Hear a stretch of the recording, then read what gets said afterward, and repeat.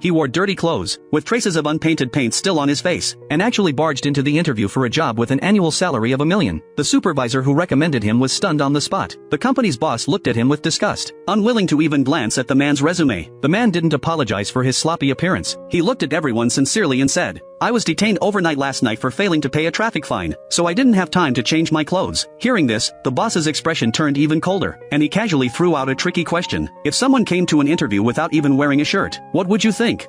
He must have had on some really nice pants.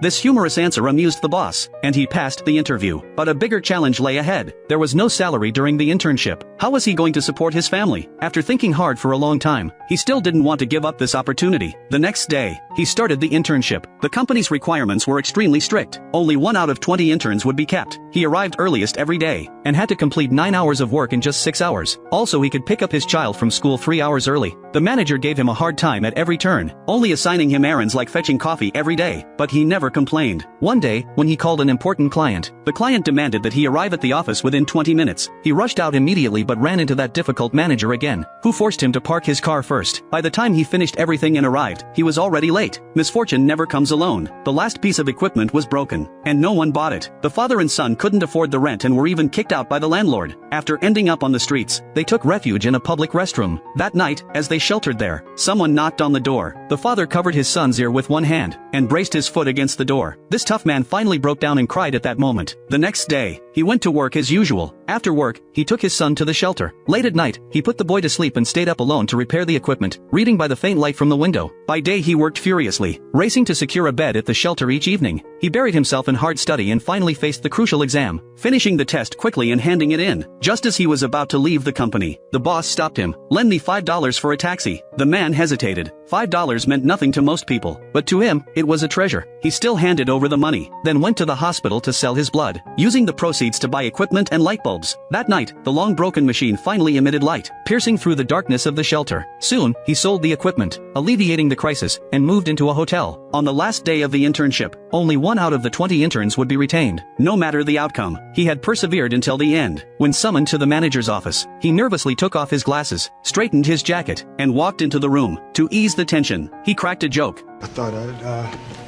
wear a shirt today, being the last day and all. Wear one tomorrow, though, okay? Because tomorrow's going to be your first day. If you'd like to work here as a broker. Would you like that, Chris? All his perseverance and suffering were finally rewarded in that moment. Overwhelmed, he stepped outside the firm and clapped for himself through tears in the crowded street.